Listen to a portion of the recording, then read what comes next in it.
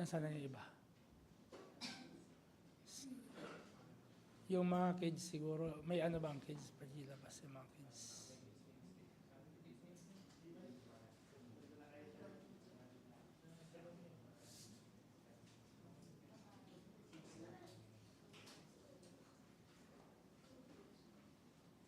Okay, yan. Start kay Elijah. Brother Benji, pati post mo yan. Yung ano, yung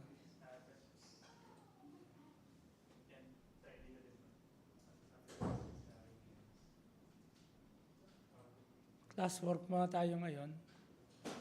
Okay. Ayan. Okay. So, start from Elisha, count 1, 2, 3.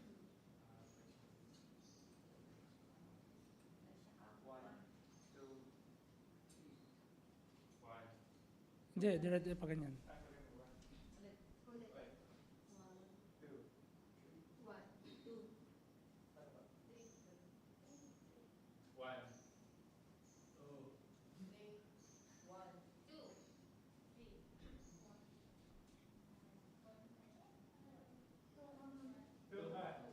Okay, lahat ng 1 sama-sama, lahat ng 2 sama-sama, lahat ng 3 sama-sama.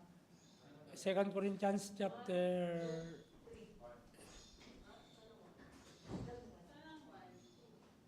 lahat ng 1 sama-sama, lahat ng 2 sama-sama. And I'll give you, what time is it? Discuss niyan. Okay? Participate.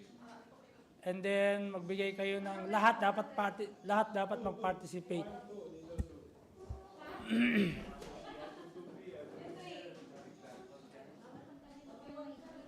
Tapos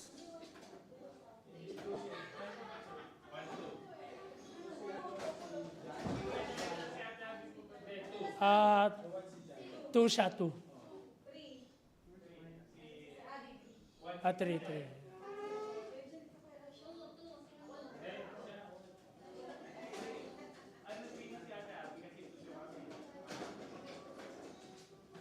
Okay. Discuss. Okay. According to 2 Corinthians chapter 8, how to give, why to give, how much to give, how offerings should be handled. So you can give your reference according to the passage and discuss, and later on magkaroon kayo ng spokesman sa lahat ng discussion nyo, yun, summarize ninyo. Okay? Nandiyan yan, how to give. Brother Benji, kayo lang, 2 mag-asawa dyan. 2 Corinthians chapter 8. Nandiyan yan. Actually, nai-discuss natin yan, pero lang tayo, brainstorming.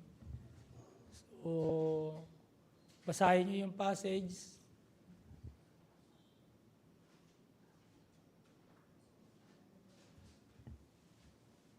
Anong oras na? 8:51.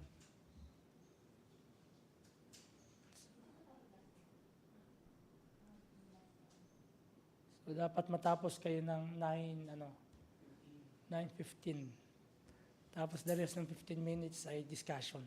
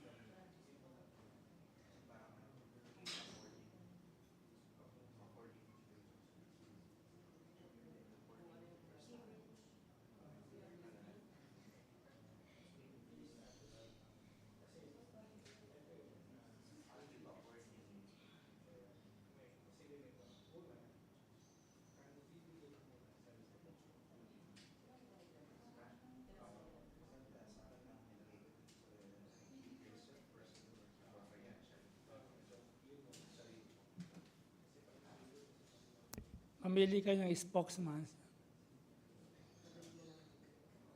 Okay na mag-discuss.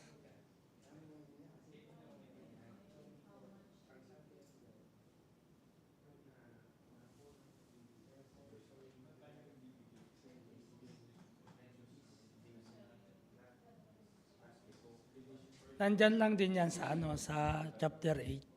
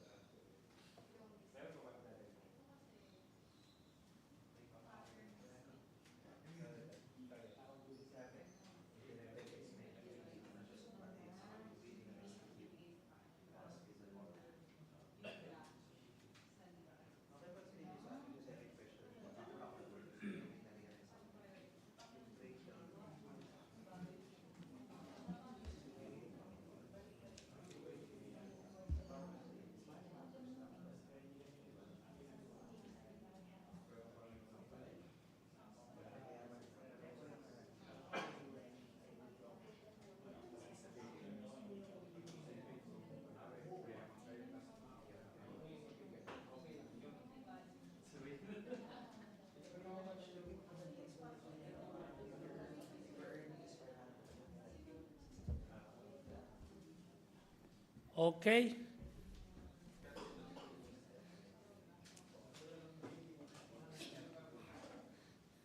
Ayusin nyo muna yung mga chair nyo, tapos dyan muna kayo. Sino ang representative ng group number 1? Group number 2 and group number 3?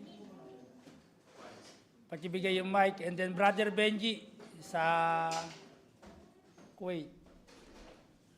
Okay. So, unahin natin siguro yung yung Kuwait. Unahin natin yung online. Unahin natin yung online.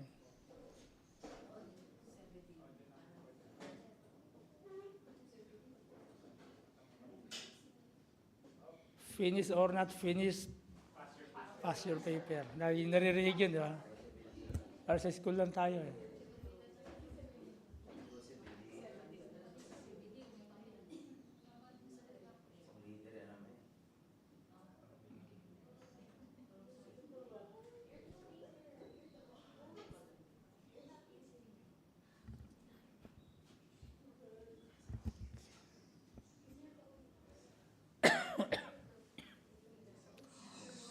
Okay, Brother Benji, how to give, why to give, how much to give.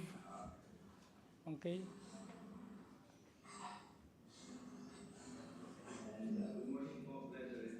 Morning.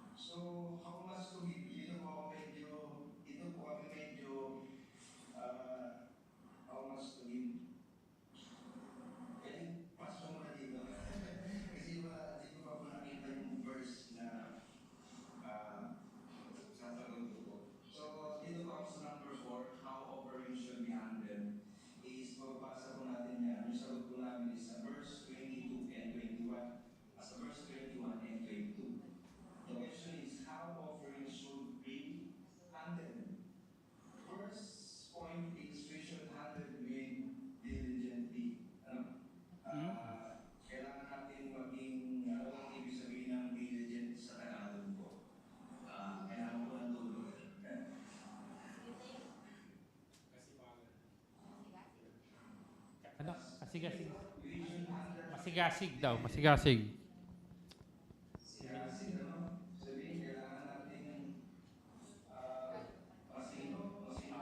Parang masinop. Yan.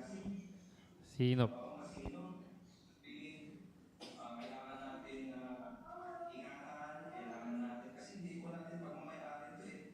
And many times talagang, eto, nangyayari po ito hindi po sa mga members. Usually sa mga naka-assign po, like sa accounting, and sa mga namumuno mo, talagang kailangan maingat, kailangan, yun po, kailangan diligent sa paghahawak. And point B is we should be honest first to God.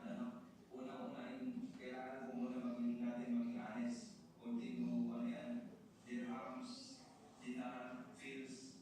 Kailangan natin bawat isa ay inilista natin. So dito sa verse 21, makita po natin, we should be honest first to God. And maging transparent po tayo, hindi lang po sa Panginoon. Kasi ang Panginoon, alam niya na po, iniisip pa lang po natin, ginagawa po lang po natin, alam niya na po yung nasa puso natin. And pangalawa, kailangan po natin maging transparent po sa mga tao. Paano po ba natin ginagamit po yung mga pamulot o yung offerings na binibigay po ng members para po yung mga tao ay hindi po, kasi to be honest, hindi po lahat ay nakakaintindihan. May mga tao po na baka nag-iisip, sa kanya pupunta yung offering po sa kaya ginagamit. Kasi kitao talaga na baka, so yung say po, nung bata, meron po kasi yung mga hindi po maiwasan yun, baka inukulit ba, baka kinukuha, diba?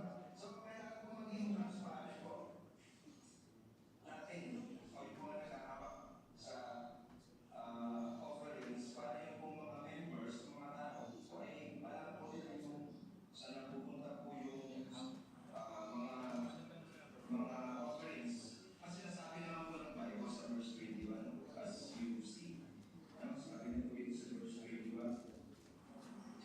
Ay, ito po. Sa mga movies ay providing for honest things not only in the sight of the Lord but also in the sight of men. So ano po? Transparent po. Una ay unleavened believing. And number two, we should be honest first to God and maging transparent po tayo. Ilan po, and hindi ko lang po yung mapasukin. Wala lang po pasok. Hanapin ka po. Thank you po and God willing. Okay.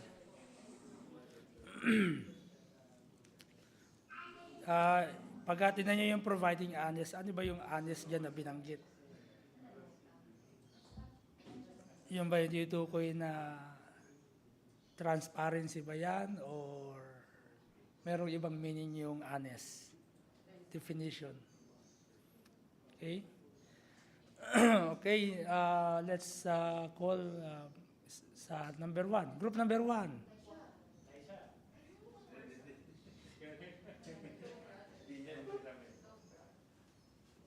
Baka sumabog yung puso ng anak ko. Sa nervyos. Yeah, okay. So, hello. For sure, pare-parehas ang tayo na interpretation dito. So, sa number 1 question is that how to give. Copy-paste na lang po yung kay Brother Benji. Hindi sagot namin. Ako sa verse number 5.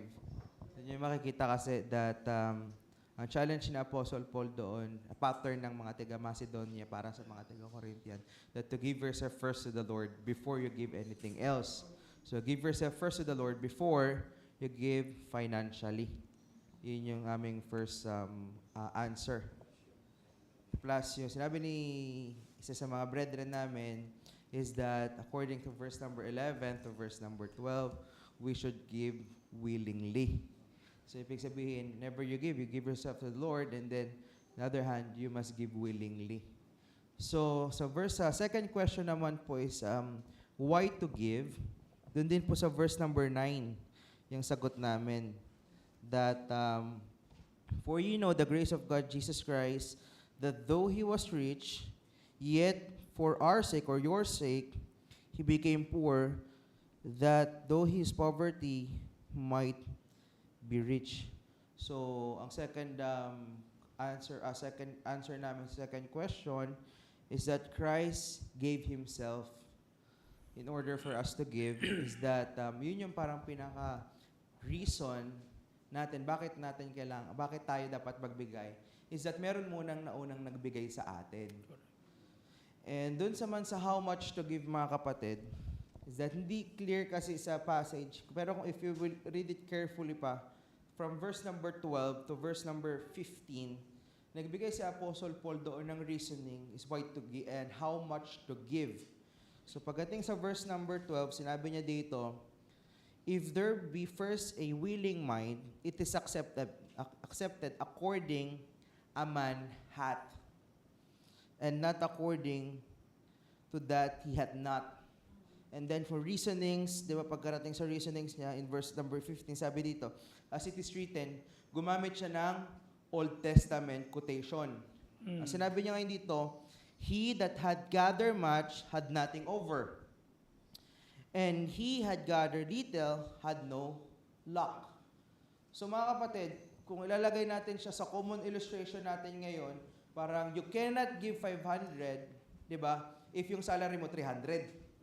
Di ba? And you cannot give 1,000 if your salary is 500. Di ba? So sinasabi dito kasi pagkarating sa verse number 13 to verse number 14, nagbigay si Apostle Pablo dito na kayo magiging burden sa inyo, sa kanila hindi, madali lang. Kasi nga, kung sweldo nila 14,000, 15,000, ibigay sa madali lang sa kanila yon. Pero kung sahod natin 300, mahirap magbigay sa atin ng 500. Di ba? Kaya nga, that's why hindi siya, pagka may giving, di ba, we try our best to give according to what we have, not according to others have. Sabayan ko si Brother Albert, hindi ko kaya yun. Di ba? And pagkarating naman po sa verse number, sa last question is how offering should be handled. Dito natin makikita sa verse number 21, sinabi dito is that providing for honest things.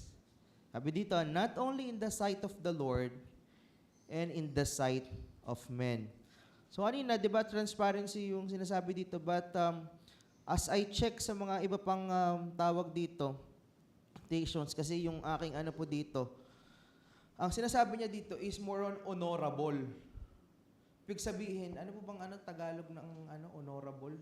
Yung parang kagalang-galang. So ibig sabihin, yung word na honest dito, it's more kagalang-galang. So ibig sabihin, kapag nakita ka, yun yung masiba sa pera. hindi yun yung tingin. Kumbaga parang, ang point niya doon is that magkukonclude ka doon, maging kagalang-galang yung humahawak ng pera, hindi lang sa harap ng Diyos, kundi din sa harap daw ng tao. Diba? Kumbaga, yun yung sinasabi sa verse number 21. And diba gating sa verse number 22, dito nyo rin mo makikita yung and we have sent with them our brother, si Titus. Sabi niya, that he is my partner and fellow, whom we have often proved diligent in many things. So, ibig sabihin, so sinabi ni Apostle Paul, kailangan honorable yung taong mag-handle ng pera.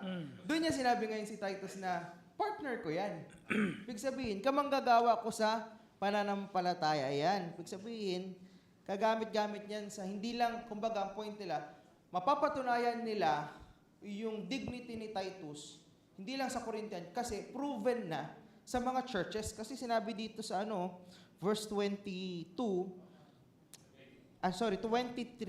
that he is my partner, fellow helper concerning you, or our brethren be of the churches and the glory of Christ. So, ano magiging be diligent in handling God's money. Alam ko po, di ba, yung pagre-record ng pera, when it comes na nailagay na sa offering plate natin, sobrang challenging. Di ba? Times kasi, syempre, yung totoo po dun, pag naranasan nyo magbilang ng pera ng church, alam nyo kung sino yung nagbibigay, di ba? And ang isa pa dyan, syempre, isipin natin, parang, ito lang ba talaga sahod nito? Ito yung sahod. Kasi by percentage, nalalaman nyo yung sahod ng tao. Di ba? So, dun mo makikita kung tapat ba yung taong to sa pagbibigay. And hindi. Pero sinabi dito, kailangan ikaw na nag-handle ng pera, kailangan kagalang-galang ka o kapuri-puri ang tawag dito is karespe-respeto sa paghawak ng pera, hindi yung tulong naman mga. Kumbaga parang wag nating hayaan na hindi magbigay ang tao dahil kung paano natin i-handle yung pera. Diba? So yun po yung aming answer sa mga questions po. Man. Okay. Group number 2. Pwede ba mag-copy-paste yan? Halos parehas tayo ng isip, which is good. So number one, in giving, it is important that we first, yun nga, sabi nga ng mga naunang grupo, kailangan natin ibigay muna yung sarili natin kasi doon maintindihan natin kung bakit tayo magbibigay. Sabi nga po ni Brother Benji Gabati. Because if we give ourselves, we trust the Lord with all our faith, with all our might, that He would supply our every need kasi siya yung giver of all, di ba? So, yun. And in giving, from verses 12, verses 11, and verse 2 and 3, we must give willingly. We must give with all readiness, sabi nga po sa verse 11. Sa verse 2, we must give with joy. And we must give in simplicity or sincerity. Why to give? According to verse 7, we who gave ourselves to the Lord abound in all things. Yung abound in all things dito po kasi is faith, utterance, knowledge, and in grace. In another translation, I checked, this is being excelling. Tama ba? Excelling, tama. Excelling in everything, in faith, in utterance, in knowledge. But in sa verse 8, sabi po dito, see that ye abound in this grace also. In the word abound, another niya, excel. Excel in this grace also. As God, who gave Himself for us, given us His grace. No? He loved us first. So we must give this grace also. We must excel in the grace of giving. Number 3, why to give? Verse 8, nagsasabi po dito, na pag-usapan namin, to prove the sincerity of our love. Kasi as Christ loved us, connected to lahat ng questions, as Christ loved us, we must prove His love through our giving. Then, we should abound in grace. Sabi ko nga po, verse 7. To fulfill our good intention in verse 10 to 11. And sa verse 12 to 15, makikita po natin dito yung support to each and every other, to the brethren, support to the brethren, to have equality. Sabi nga po sa verse, saan ba yan? Verse 14, that there may be equality. Now, saan ba ito? How much to give? Yun pala, nalito pala ako sa question ko. Okay, how much to give? Sa verse 12, nakalagay po dito, to give according to what a man hath, not according to what he not. So sabi nga ni Kuya Jaire, hindi ka naman bibigyan ng 400 kung sahod mo 300. And to reinstate that, verse 14, inequality. Ngayon po sa verse 4, so how should offerings be handled? Ang ginawang example po ng ni Apostle Paul dito is si Titus, which is a mature, we could say, based on his earnest, which translates din sa atin na mature siya in giving. In administering, sabi nga pa ni Tita Virgie, dapat po ang mag-administer is first, naging mature na siya in giving. Kumbaga, faithful in stewardship and faithful in what he does. Now, in administering, since he is faithful on what he does, he is faithful in, in giving, he will do it with diligence. Kasi yun, mature na siya. He will do it with diligence. He will do it honestly, providing honest things sa verse 21, and transparently. And sabi nga po, ang example kay Titus sa verse 19, to do for the glory of God. Yan lang po. Okay, last. Group number 3.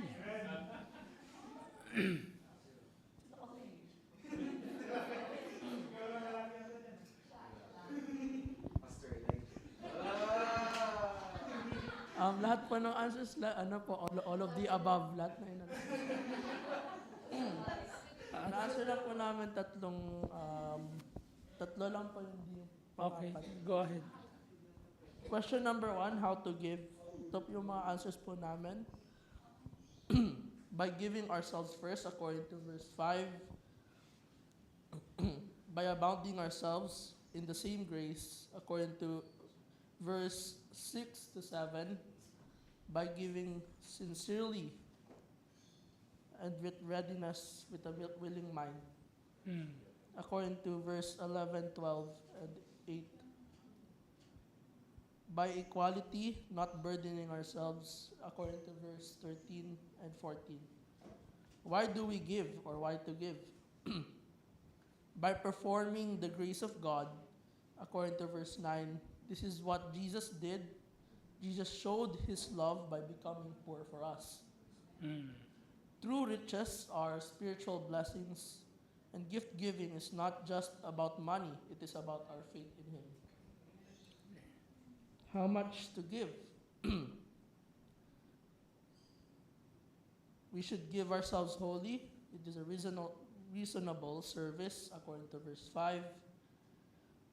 Verse 2 and 3, beyond our power, even in poverty. It is a requirement.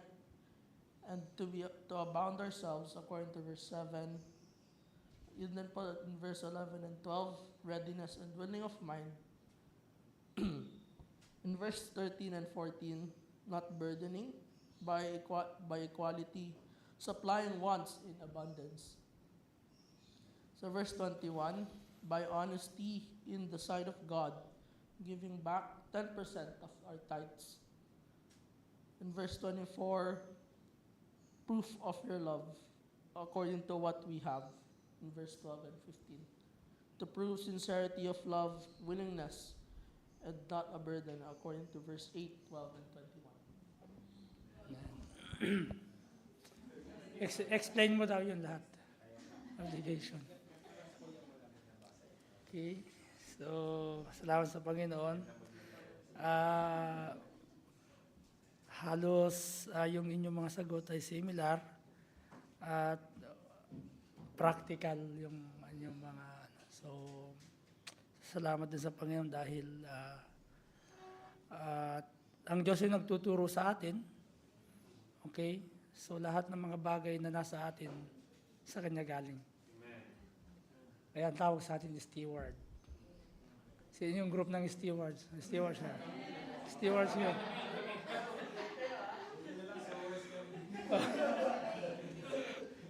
Okay. Okay, so tayo, mag-break time na tayo. Tayo po lahat ay tumayo. Tayo po ay mag-pray. Tawagin ko si Brother Albert sa closing sa kayong prayer for the food. Tayo po ay lahat ay manalangin. O dakilang Diyos, maraming Panginoon sa lahat. Kami po ay papasalamat inyong kabutihan, Panginoon, sa aming pag-aaral sa pinag-aralan namin ang patungkol sa pagbibigay, Panginoon. Bakit nga ba kami nagbibigay? Paano kami magbibigay? Ang bawat isa sa amin, Panginoon, ay binigyan nyo ng katalinuhan mismo, Panginoon, na nagmumula sa inyo, na kung saan ay lahat kami, Panginoon, ay may isang puso at pagkakaunawa, Panginoon, sa salita mo. Salamat, Panginoon, dahil alam po namin, Panginoon, na sa inyo po nagmumula yan at ipinaalam po sa amin ng inyong banal na Espiritu. At salamat po dito at nawa ang sa aming napag-aralan nito, hindi lang ito ay pinag-aralan, bagkus, Panginoon, ay mai-apply namin at sa aming buhay at siya nawa nga, Panginoon, ang maging batayan namin kung paano at bakit kami nagbibigay. At paano nga sa mga nagiging leader, paano nga ba dapat namin, Panginoon, hawakan, Panginoon, yung mga ibinabahagi namin, Panginoon, sa inyong iglesia, Panginoon. Kaya salamat po dito at Panginoon, pinasasalamatan din namin, Panginoon, ang aming mga kakainin, mga tinapay at kape at inumin. I-bless you po ito na magbigay kalakasan sa amin. Nawa, Panginoon, hindi makasama sa aming pisikal na tawan, sustain ito pang pisikal na pangailangan. Panginoon, ngayon din po, diadalangin namin ang mga iba pang naming kapatid na papunta pa lang, ay kayo na rin, Panginoon, ang maggabay, magpatubay sa kanila rito. Makarating sila, Panginoon, bago magsimula ang aming service, Panginoon, ang aming worship service.